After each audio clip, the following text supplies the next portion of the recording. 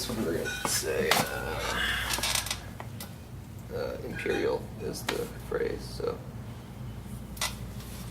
made for kings and queens alike, and you know, we both get a paycheck. Right. All right.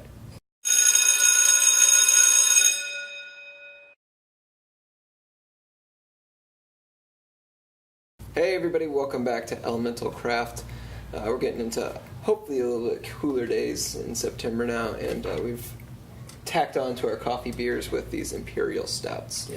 Yeah. Imperial's getting tacked on to IPAs, but more traditionally Stouts, and you'll learn more about that at the end of this episode. So kick it off with a couple classics. So Oskar Blues, 10 Fidy, 10.5% Imperial Stout. Nice roasty kind of like coffee chocolatey notes. Yeah.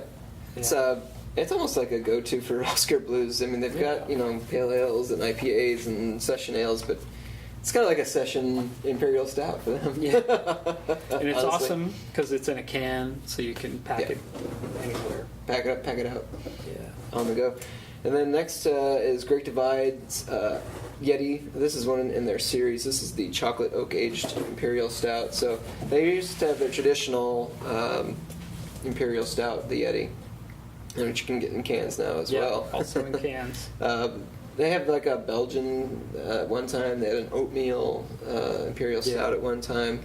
But this is just added with extra cacao nibs, I believe. Not going to be too heavy. Also won a gold medal at the Great American Beer Festival in 2013, so get some vanilla notes from the oak as well.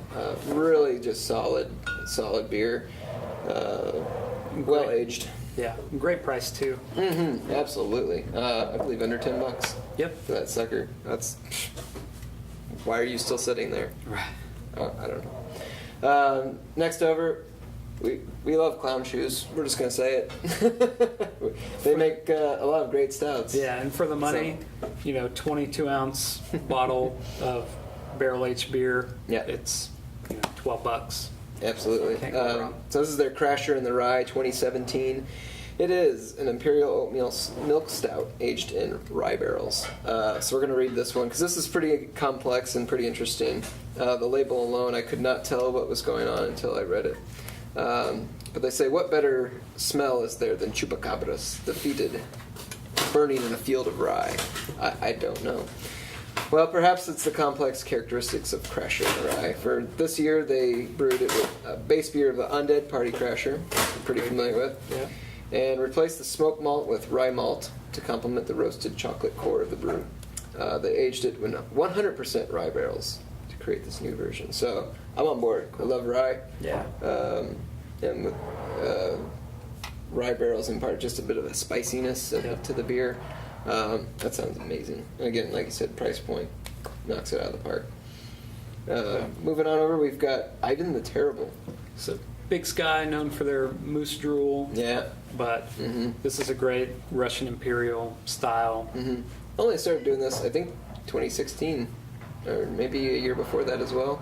Yeah. This is their 2016, though. Kind of a drier Imperial Stout, but easy drinking. 9.5%, so not as heavy as the rest of these. Yeah. But pretty good. 4-pack, so you don't have to invest in too much. $9. Oh, yeah. Great price. Mm-hmm.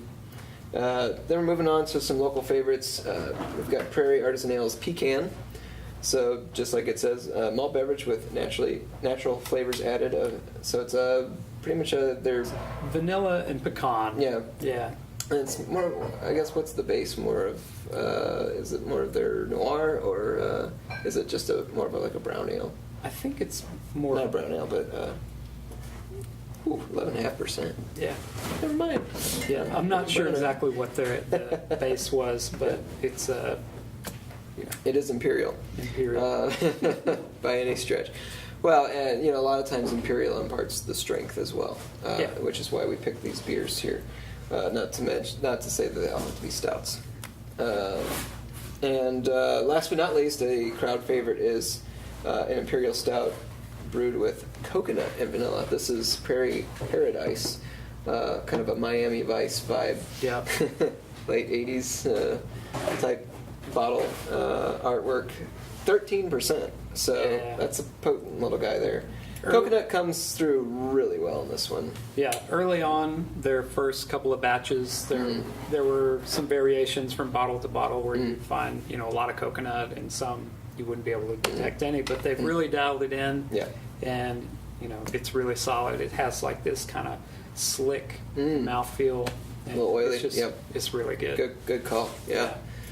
So that's been your 6-pack of the week. We've got some great deals on that 1050 Fidy, I know, and like we said, great price points on all of these for individual bottles. I know you've got a great pecan case special as well. Definitely. So come on in and check them out. So for your small batch word of the week, it's going to be Imperial, and so Imperial back in the 1700s or so. These beers were made for Russian czars. So you'll see a lot of Russian Imperial Stouts on labels out there. That's kind of where the name came from.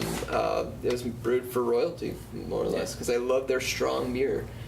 Stouts got played into it because stout was more of an adjective for strong. It wasn't a style. It wasn't a beer style back then. It was just, a lot of people love the porters. That was developed into a style. Well, now you have these stouts that are brewed with more chocolate malts and heavier malts, and they just love strong beer. I mean, prost to you. Who doesn't? Yeah, exactly. So kudos. So that's been your small batch word of the week. I've been Brian with beersok.com. Come shop 24/7 there, and you can also see where we sell our goods all over Oklahoma. Go to oklahomacraftbeer.com to watch these episodes. You can also see the blog and podcast on there. Please subscribe below, and also include any comments of future episodes you'd like to see us do, any kind of theme, and then word of the week if you have something that you'd like you want to know more about, and you're just tired of Googling stuff. I get it. I hate doing that all the time. Put it in the comments below, and if we pick it, I'll send you some swag. Sweet. So also find us all on the social media stuff, on the website. You know how to do that. Well, Ian, where can they find you? So we're at beergardenjinx.com, 807 East 8th Street in Jinx, just across the river. We're on Untappd, Twitter, Facebook, Instagram. You can check us out there. Cool. So you'll definitely forget everything that you learned this week after you come in and drink these. So come on back next week for a whole new 6-pack. For Elemental Craft, you're dismissed.